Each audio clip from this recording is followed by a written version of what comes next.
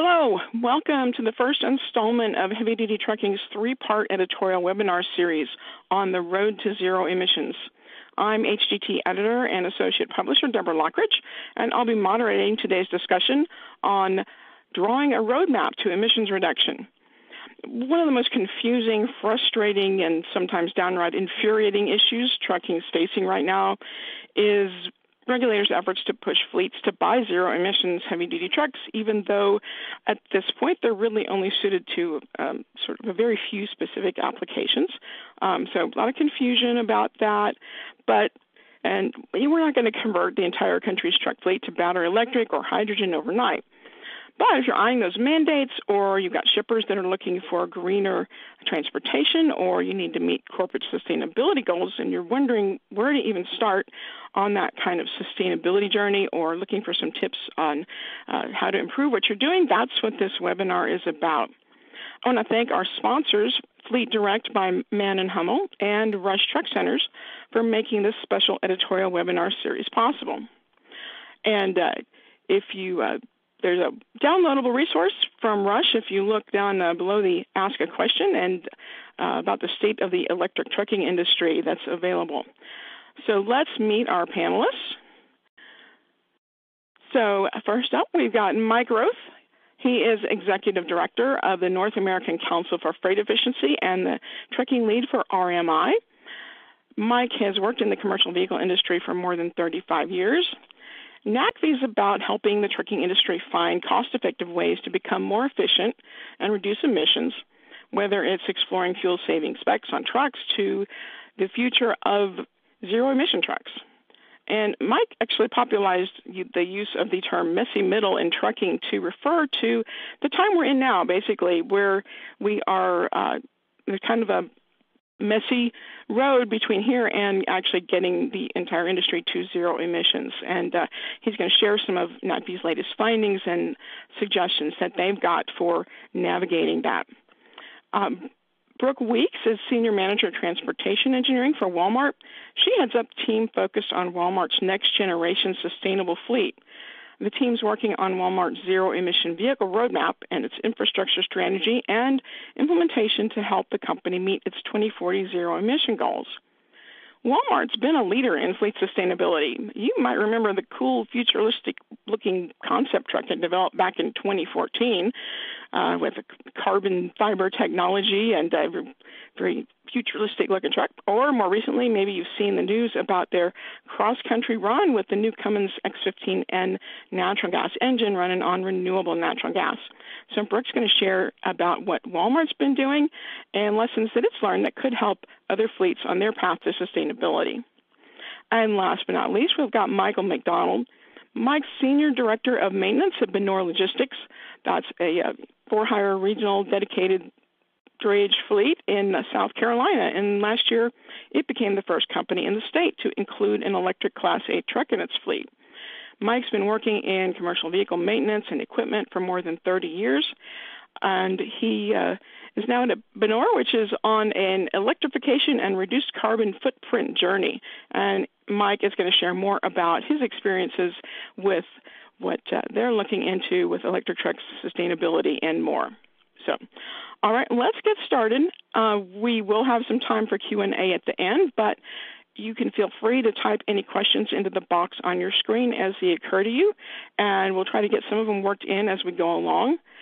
If you have questions for specific panelists, please make a note of that, including which Mike you're talking about, because we've got Mike Roth with NACFE and Mike McDonald with Benore. So, Mike Roth, take it away.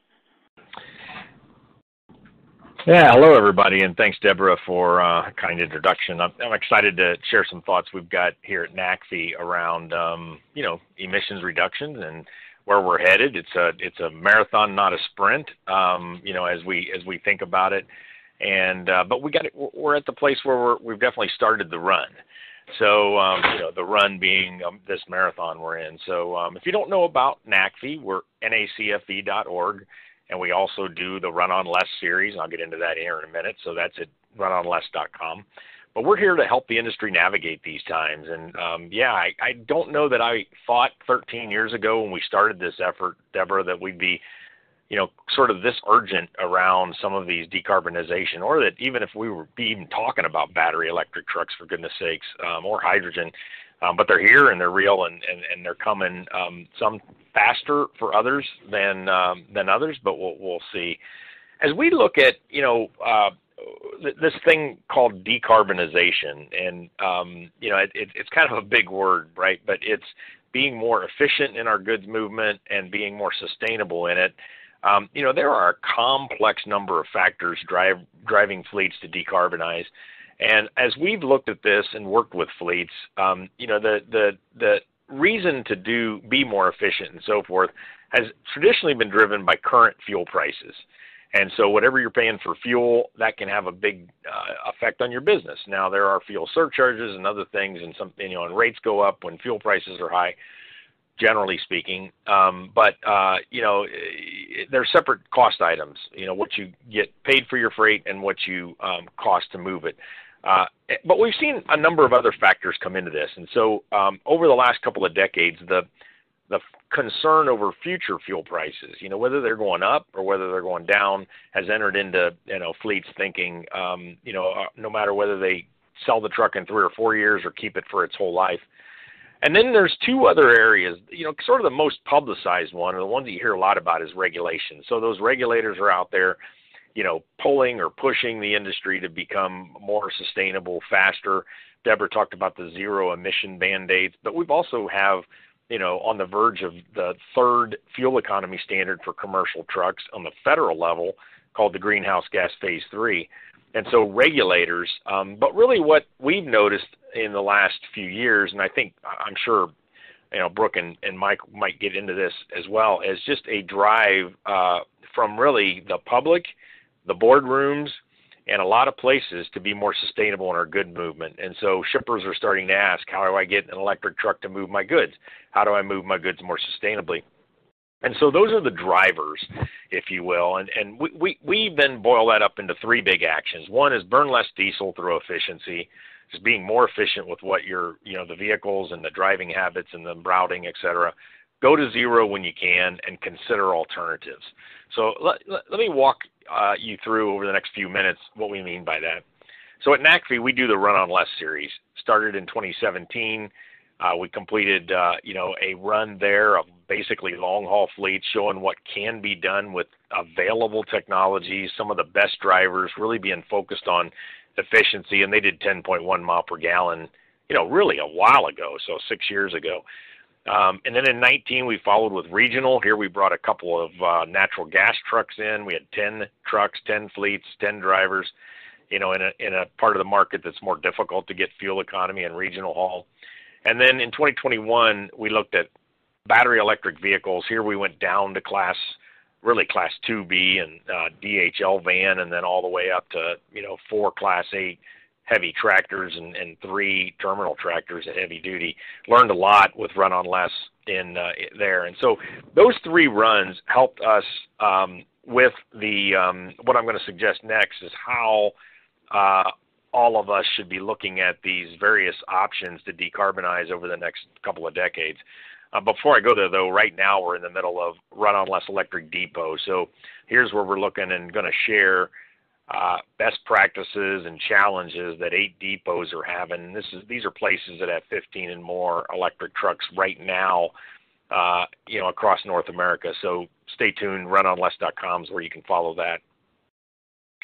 So, if you read heavy duty trucking and other places, you really have a wild west of future and current options to decarbonize. Everything from the powertrains, which we're kind of showing here, around whether you stick with or have internal combustion engines. And in many cases, those are going to be powered by different sorts of fuels. And then battery electric vehicles, hydrogen fuel cell electric vehicles, burning hydrogen in an engine.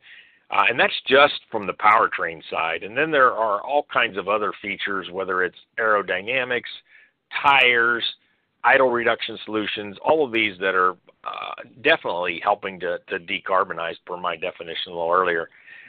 And as Deborah said, we coined the term messy middle a while back, and we then, it became such a thing in the industry that it's going to be messy from where we are in the present, which is, vast majority diesel with a little bit of natural gas, to where we truly believe where we're headed in the future.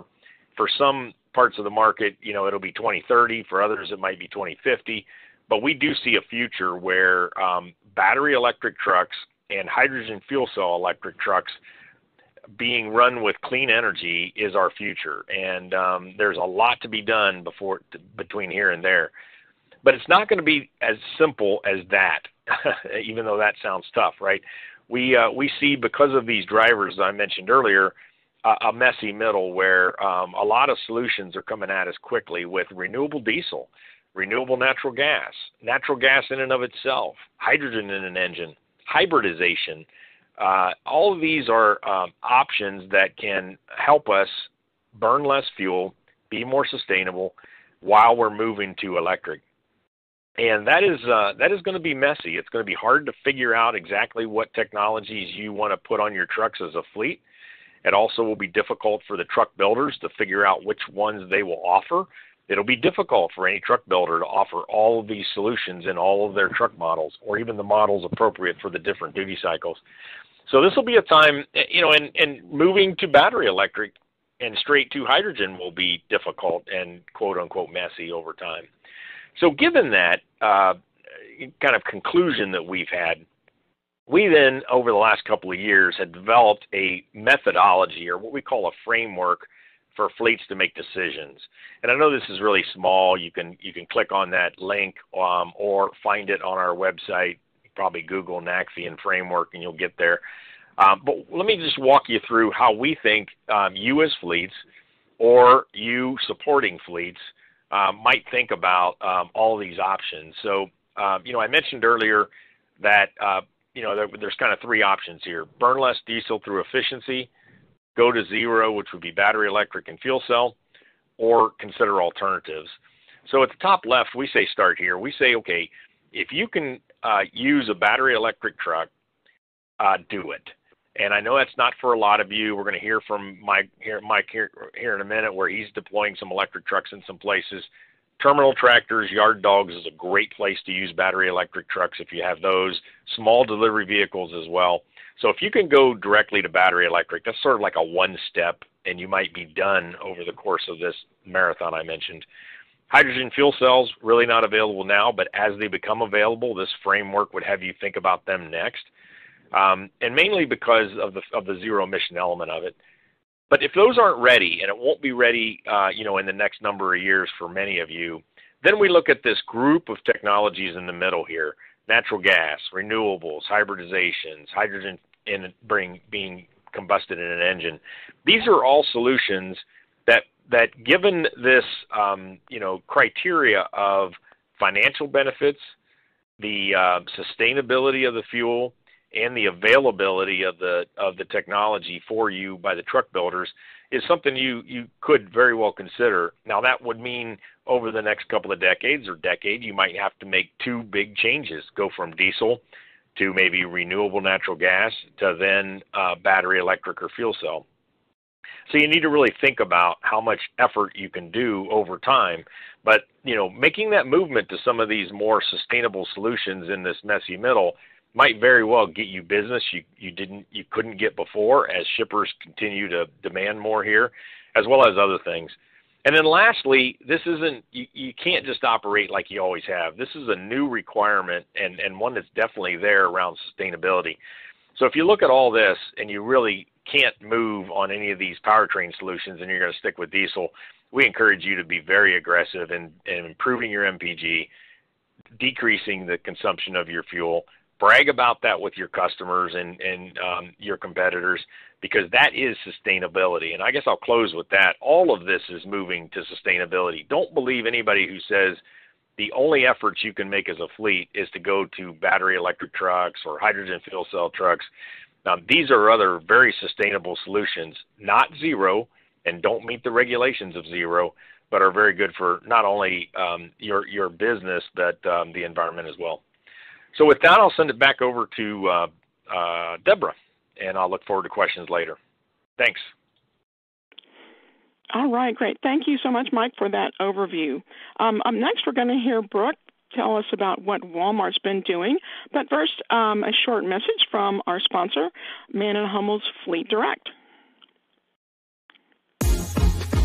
Before, guys would have to come into the parts room and pick a filter up here and then go pick another filter. And this has just been great at the standpoint of just going in and picking up a kit and have folks not wasting time. The performance of the filters have been great and a real seamless transition to what we had before and made it much better, much quicker, and much easier. And right now, I think everything is exactly as we have asked for. I couldn't speak any more highly than I am. So yes, very, very much I would recommend it.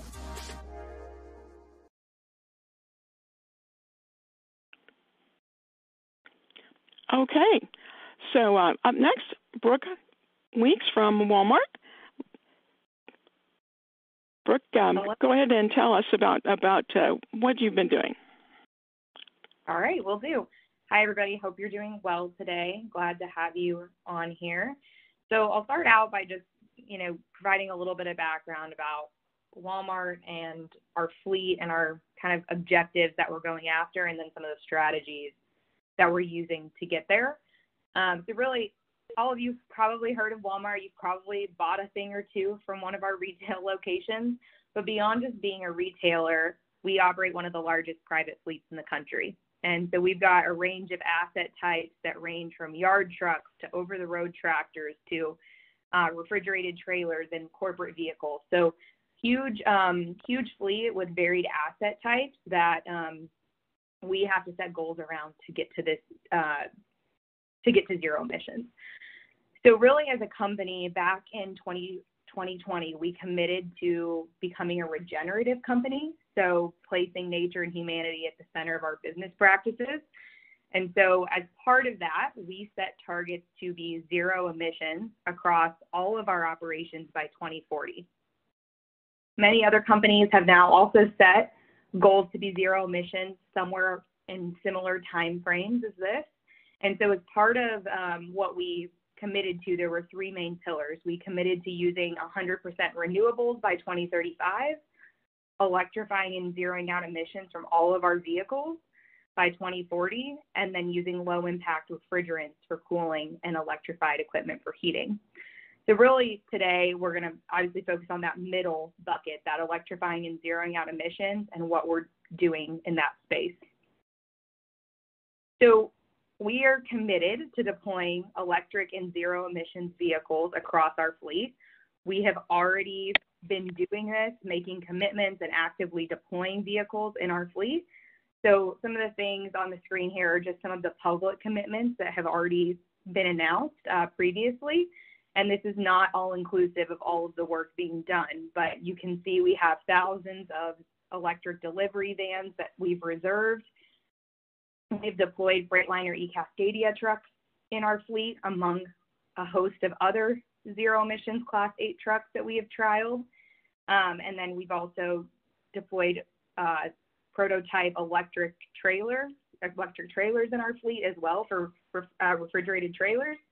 And then we've also deployed electric yard trucks. So we've got a host of different technologies. So if you are a fleet that's kind of starting on this journey and developing your strategy, here's kind of our approach or the way that we are thinking about this. So we've got, like I said, one of the largest private fleets. We operate over 11,000 tractors today that are going to have to be transformed to zero emission solutions by 2040.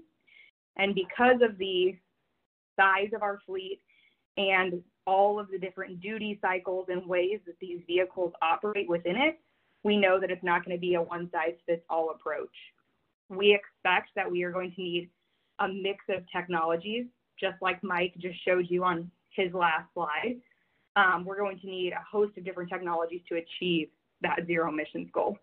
So we expect our fleet of the future to consist of some electric vehicles in that heavy-duty space, some hydrogen fuel cell and hydrogen combustion vehicles, and then also using CNG and RNG to help us bridge the gap as well. And so today, obviously, those asset types come with different ranges and different weight implications. And so that's why we expect to have such a mix in the future. Electric vehicles with only 200 miles of range today are not going to be able to service all of the needs of our fleet. Hence why we have to kind of follow that roadmap similar to what Mike showed of different technologies. And so to figure out what that is, we need to conduct analysis and also pilot. So we have been undergoing detailed analysis to determine what our fleet mix of the future is going to be and how to most cost effectively get to zero by each domicile and each location that our fleet operates out of. And then we're also conducting pilots and tests to be able to identify which OEMs and which vehicles themselves are going to meet our needs and that we can move forward with. So through some of the actual tests we've done, I wanted to share a little bit of knowledge with the rest of the industry on just kind of how we're developing our testing plans and things you can take back as you deploy these in your own fleet. We're really doing a head-to-head comparison of the different powertrains and different OEMs. So we're putting multiple vehicles within the same operations or similar operations on similar routes and seeing how they compare against each other. We also are deploying a fixed set of drivers that we're rotating between the vehicles so that we can have the same driver drive several electric vehicles and a hydrogen vehicle and a CNG vehicle and be able to give us comparative feedback amongst them, and then also be able to monitor driver performance within each vehicle. We also have developed a testing plan where we have specific objectives that we are trying to get out of it. So fuel and energy consumed at the different speeds and loads. We want to validate range and driver performance, and also understand other effects such as weather, how that would impact range and performance. And so a few of the kind of like buckets of lessons that we are learning through these pilots is we're learning more about our operational lessons, like which vehicles fit in which routes, where do we fail, where do we hit our breaking point with certain vehicles. We've also are developing technology lessons, understanding the technology better, what software we're going to have to deploy to meet the needs of the fleet, integration with existing devices and telematics that we use in our fleet. We're having a lot of maintenance learnings. These are oftentimes we are getting prototype vehicles. We also have production-ready vehicles, but like the picture, for example, in the background here is of our Cummins 15-liter natural gas truck that we just deployed. It's the first of its kind. So we're going to have learnings about what it's going to take to maintain these vehicles, what the downtime and uptime is, and what maybe reoccurring issues we could come to expect. And then also finally, like the human lessons around what do our drivers and our operators expect, and then what do they also accept and enjoy driving. So lastly, I wanted to touch a little bit about what about the infrastructure strategy. So after you kind of understand what your fleet mix is and how your fleet operates in your duty cycles, you will be able to identify those mix of technologies I mentioned. Once you know that mix of technologies, you can start to develop a multi-year load plan. So this is a really important step, is being able to look at your location and say, what is 5 to 10 year forecast of my electrical load at this site going to be? Taking into account when the technologies are going to be ready, what your deployment timeline looks like, what your fleet mix looks like. If you know you're going to be primarily electric vehicles, well, then you're going to have a very large potential electric load at your site. And so you'll want to kind of develop how many vehicles are going to be electrified in which years to develop that plan. And the reason this plan is so important is you're going to want to engage the utility right away, bring them in early in the process, and understand what options are available to you to be flexible with your planning and to kind of design with that 10-year goal in mind. Utility upgrades, as I'll show on the next slide, can take years to come to fruition. So by the time, if you start planning for what you need a year from now, you're already behind, because by the time you actually get the utility upgrade, you're already going to have more needs than what was put in. So that's really why that multi-year plan is so important. And then you're also going to want to be thinking about resiliency and cost reduction.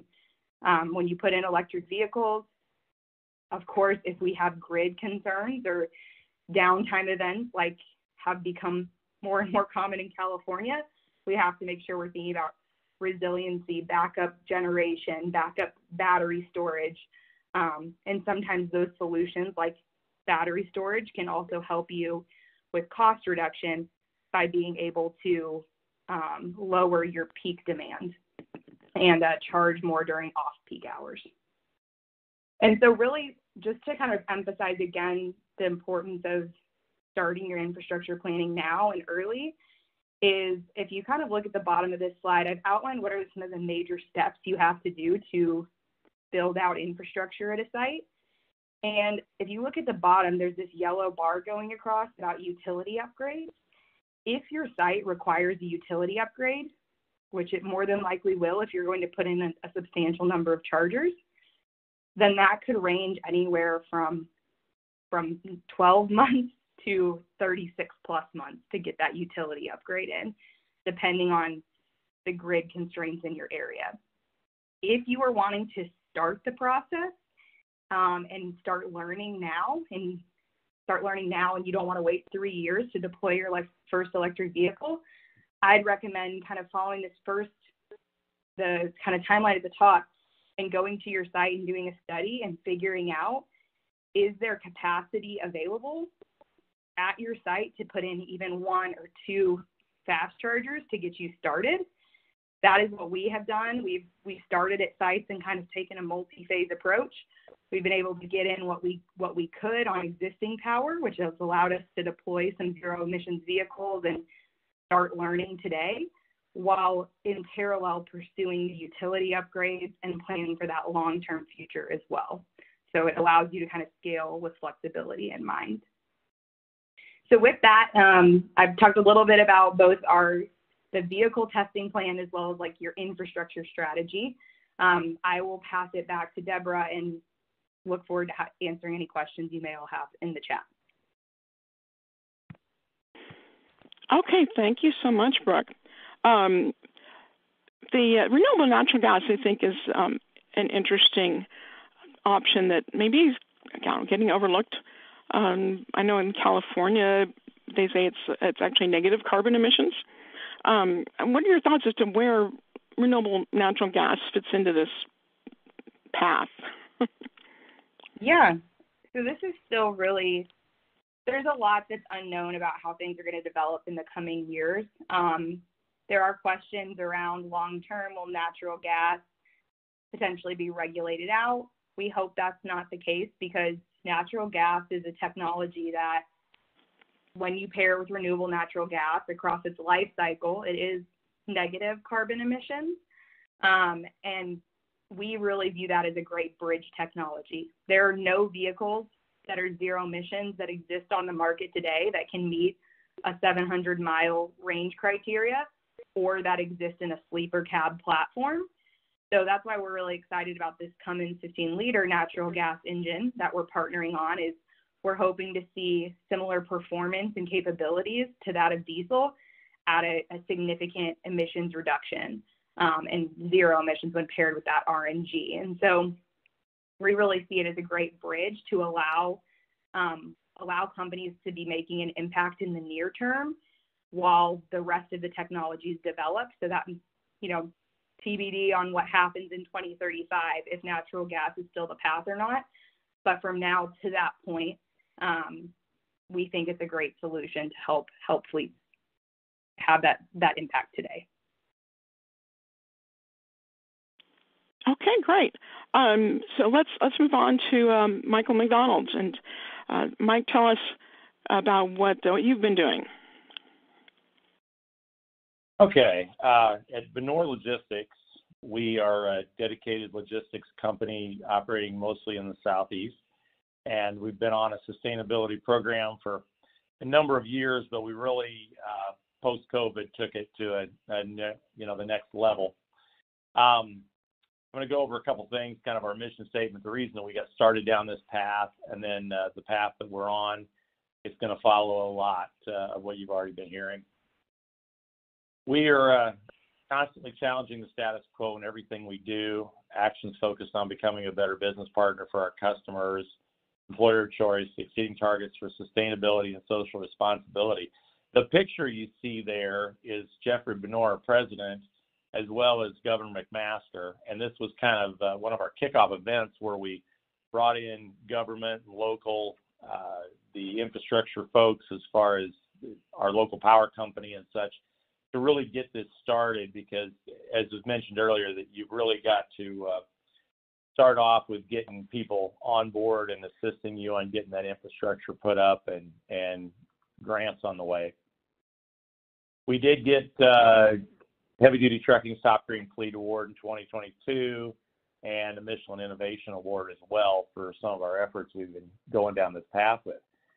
I mentioned earlier the getting your partners on board, and we list here some of the partners we got involved with to get the power infrastructure set in, to get the grants in place, to really get the wind at our backs, because in South Carolina we just didn't have it probably as much as you would in California. So we needed to get some of those things in play. As part of that, I've got our path here that we went down. We started doing some of these events early 2021. We tested a EV terminal tractor. We did that event that we showed the picture of the governor at, and in May of 2021. After that, we were able to get the DARE Award grant in 21 and then take delivery of our first truck. So that's, again, back, you're kind of setting the stage for where you're going to go with the program. We tested a Nikola battery electric vehicle in June of 22, and now we're taking delivery of additional trucks into our fleet. Next year, hopefully a Tesla, but for right now, it's all PACCAR products coming into the fleet as of current. The next slide we've got here shows our test truck. That was actually on loan from Peterbilt and the California Air Resources Board that we had transported out here to run on the East Coast. And then in 2022, we did another event when we got our first wholly owned electric truck on the road and hauling freight, and had another great event, a lot of interest. And then we tested the Nikola truck as well, which we're continuing to evaluate. Our first truck was a Peterbilt, and it is currently in operation hauling freight for one of our major customers. We operate it 24 hours a day, 6 days a week. We have got a range on that of about 150 miles. The use case you're going to put these trucks into is obviously the driving factor on what you're going to run. We've got this truck on a dedicated run in and out of automotive plant where it's doing a 10 to 20 mile round trip, and we're trying to pick up as much opportunity as charging as we can. If we get 4 hours of opportunity charging during a 24-hour period, that allows us to run around the clock. So with that in mind, we do have a charger both at our terminal and we have a charger at the manufacturing plant that we deliver to. And this kind of shows the process of those opportunity charging every time the driver takes a break, every time he takes a lunch when we switch drivers, and so on and so forth, picking that up. We also tested the Nikola products. It had a significantly longer range, about in the 350-mile range area, and we did a multi-stop longer run with it and had very good success as well. Goals for the company is to get half the fleet to zero carbon footprint within the next 10 years, and that's the path we're on. The lessons learned through our process has been to get people involved early, to get the planning involved. When we met with our power company, they had a whole committee based around infrastructure for battery electric vehicles, and they start planning out those grid changes 10 plus years in advance. So the main thing they told us was they were very thankful we got them involved very, very early on so they could start making those plans for their grid to make the proper investments to build out what they would need to support the future. And with that, we'll take any questions you've got and look forward to getting some feedback. Thank you. Okay, great. Thank you, Michael. What you were saying about how to do that opportunity charging. I know I've talked to a couple of our truck fleet innovators this year, actually, including you. I'm including a couple of our truck fleet innovators this year have similar operations where they're slip seating and they're using the trucks, 24 hours a day. And that's what they've said is the challenge of they feel like they may have to add more trucks in order to allow for that charging time. Can you tell us a little bit more about how you're managing that? Well, when we started off with one and now we're taking on the two more, so we'll have three here running. And a lot of it's based around picking the right drivers. Obviously, when you get your fleet grows, you're going to have to train more and more. But right now, the drivers we've got that run this battery electric vehicles that are currently on the road do a very good job of watching after the charge rates and making sure that they plan their stops and pick up that opportunity charge. But it is quite a logistical puzzle to put together to make sure that they have the opportunity charging and that their stops are timed around where the chargers are. We haven't got to the point that a lot of the municipal transit have where we're doing wireless charging, inductive charging. I think that'll be something that'll be coming on in the future. But for right now, with our truck, you've got to plug a cord into it. So we do have to plan logistics, and we have to plan whether they can pull in next to the charger with a trailer on during their route for their stops and such. So it requires definitely a lot of work on your logistics team. So you mentioned having a charger at basically both ends of that run. Are there any place in between, or is it always just at those locations?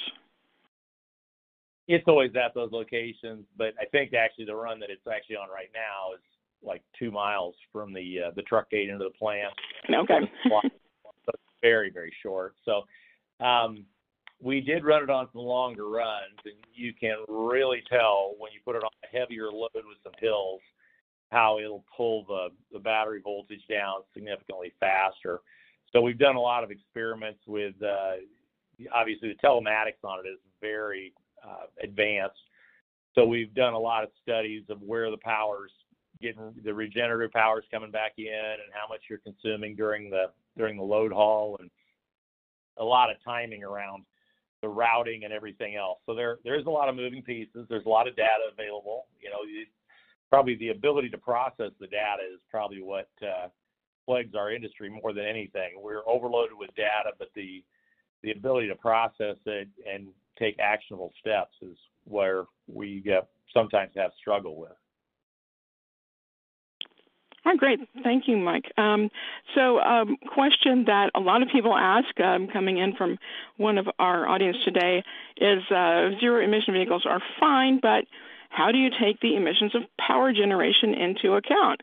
I know where I am in Alabama, we happen to have like the most polluting coal power plant in the country, for instance. So, Brooke, how about what does Walmart, when it's making its plans, how does it take that into account? Yeah, I can answer that. So we look at it holistically. So that's a great question. You don't want to switch to an electric vehicle and then just continue to use fossil fuels to produce the electricity to power your vehicle. That's not really solving the root cause or really what we're going after, which is emissions reduction. You're just pushing the emissions upstream by taxing your electricity grid more. So instead, how we think about it is we do have goals. As I kind of mentioned in my very first slide, one of our big goals was to be powered 100% by renewable energy across all of our operations by 2035. And so we're looking at that holistically. So as we convert these vehicles to zero emissions, How I think about the work my team does is we are enabling zero emissions. We are putting in vehicles that are zero emissions enabled so that as we continue as a company to procure more and more renewable electricity, we will then be able to pair that with our vehicles, or we already are starting to pair that with our vehicles, and be able to claim true zero across all of our scopes of emissions. Similarly, we're thinking about hydrogen and natural gas the same way. While initial deployments may not use 100% green fuels, the vehicles are zero emissions enabled so that we have long-term plans to make sure that we are using hydrogen that's produced what we would call green hydrogen, meaning it's produced through like electrolysis.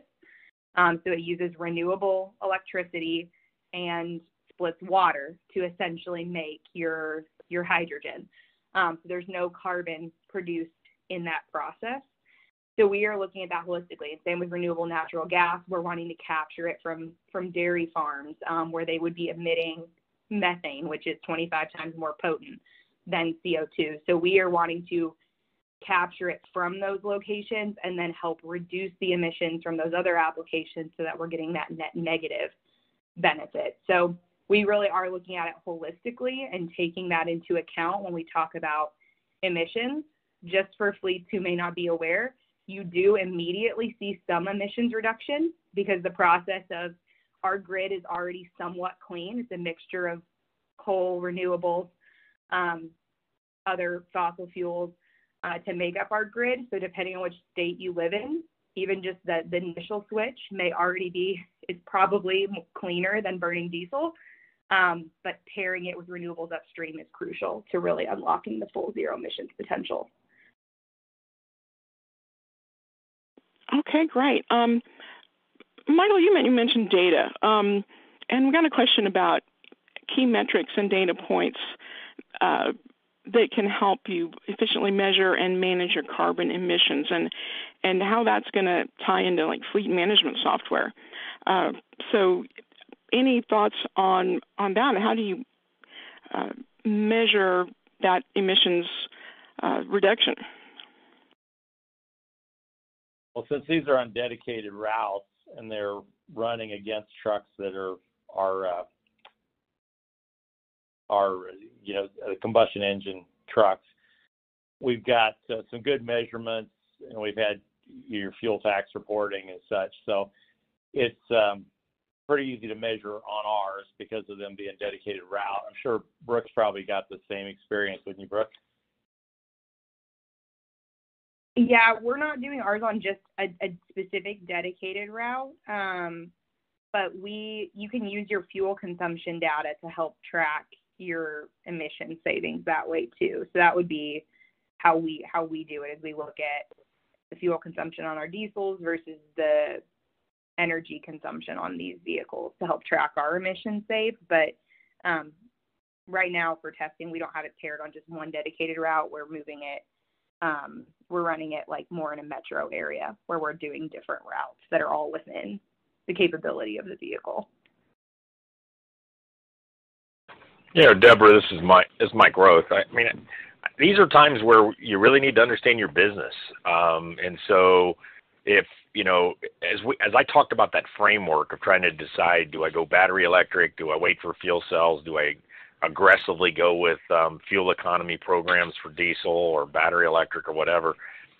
To make any of those decisions successfully, you really need data. And so it's very important for fleets to segment your business. What's my short runs? What's my longer runs? What's your disparate routes? What's your dedicated routes? What's my fuel economy on those? What's the typical payloads? What's the weather like in those routes? Because all that's going to matter.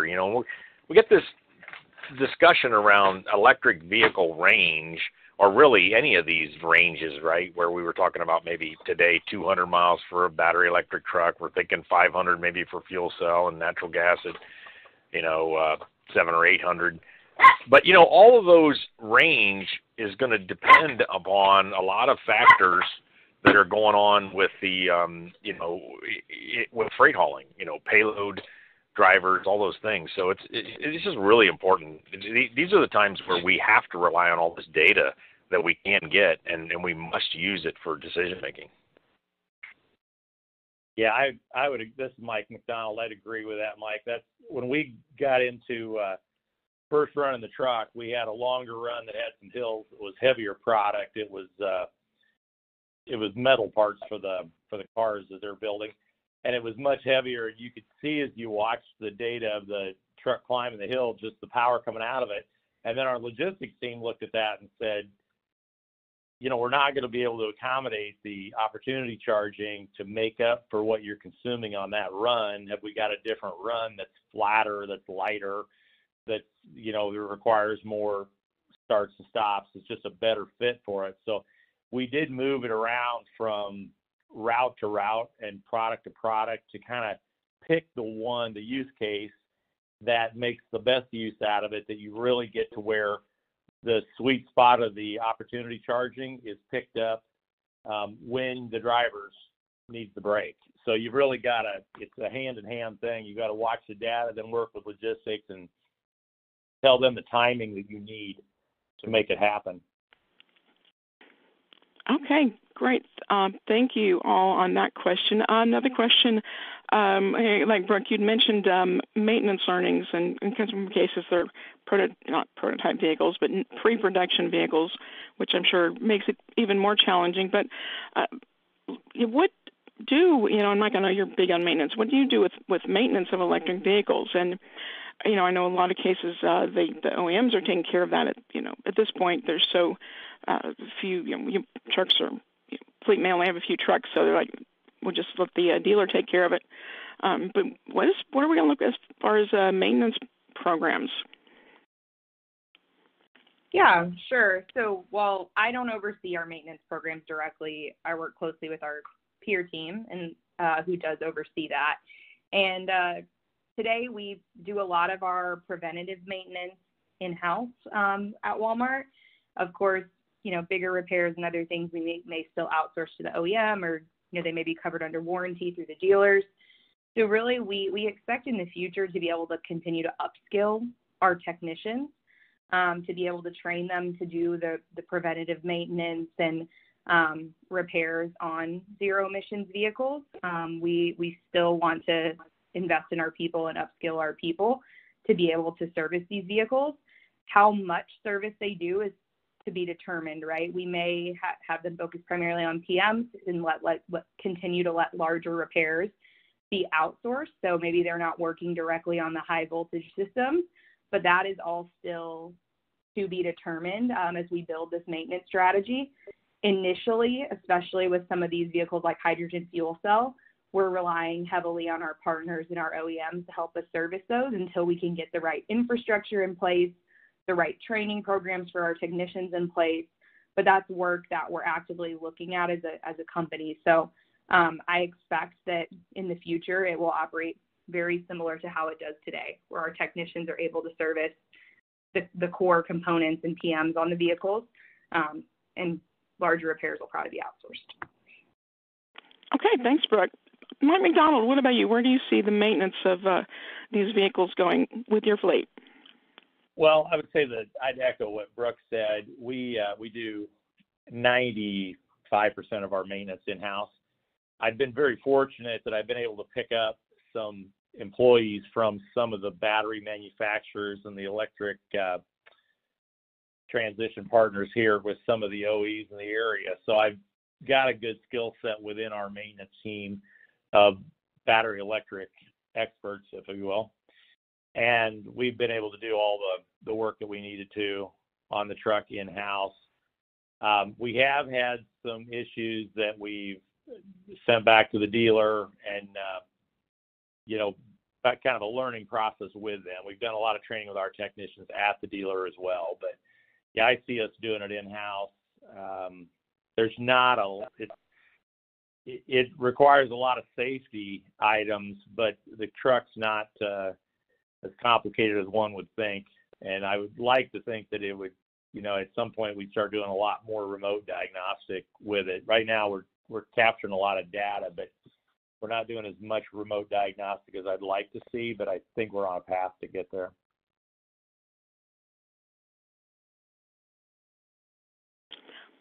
Okay. Somebody has asked, this is Mike wrote, this might be one you would know. Is there a waiting list through the state of California to run 175 plus kilowatt chargers? He's heard from a large fleet that this is the case. Yeah, there is definitely a supply chain challenge, both from, coming out of COVID, plus, we're electrifying a lot of stuff, across the globe, and even so in the United States. We've got President Biden's announced 500,000 electric car chargers, going in. So I always joke with young folks, being an electrician might be a smart move from a career standpoint, because we're electrifying a lot of things. So that is causing supply chain challenges for, grid expansion stuff, from switchgear at properties to transformers and so forth that, on the other side of the fence.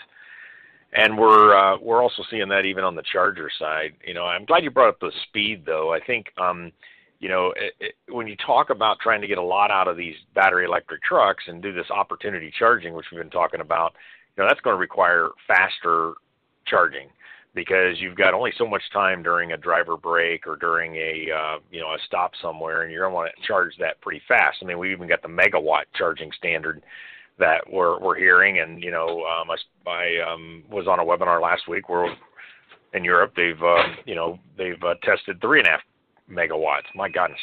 So wow. That's not the question. Was 175. So we're getting up out of charging that would be done for, say, a delivery vehicle with overnight charging at 15 to 20 kilowatts up into the 150, 350. And I think we're going to go there pretty quick. I'm not aware of any backlog or how the state of California or the government gets into that backlog. So specifically the question I can't answer, but generally, there is a supply chain issue. We are going to faster charging. Only go to faster charging when you need it, because it is more expensive. Those are some thoughts around the question, Deborah, even though I can't answer it specifically. Okay, sure. And Deborah, and I'll add on what Mike said, that we're deploying chargers in California. There isn't a wait list that we have experienced from the state of California where there's a wait list to put in a 175 plus kilowatt charger. That is what we've seen. If you've got power on site and the capability to do it, you can get that in pretty quick, and it's not really wait list dependent. Where the wait list comes in is, as I mentioned kind of earlier in my presentation, the utility upgrades. If you actually need an upgrade to your site, it's not really the charger that you're waiting on, it's the transformers and the switch gears, and that does have a backlog. Getting those transformers and switch gears to the site to bring in that additional power. That does have a backlog and can be a bit of a wait list, and you're going to, across the state, depending on who the utility provider is, that wait list is going to vary. Okay, that makes a lot of sense. All right, well, I think we are about out of time. I want to thank our panelists again, and let you know that we will have 2 more installments of this Road to Zero webinar series, one on June 20th, where we'll look a little more into the alternative fuels and internal combustion engines that a couple of folks have mentioned today about using hydrogen and an internal combustion engine, for instance, as opposed to diesel. So we'll look at some of those questions. Watch your email for more information on that, along with information about an on-demand recording of today's webinar. If you found this useful, please share with your friends and colleagues. And thanks again to our panelists and to our sponsors, Rush Truck Centers and Man & Hummel's Fleet Direct.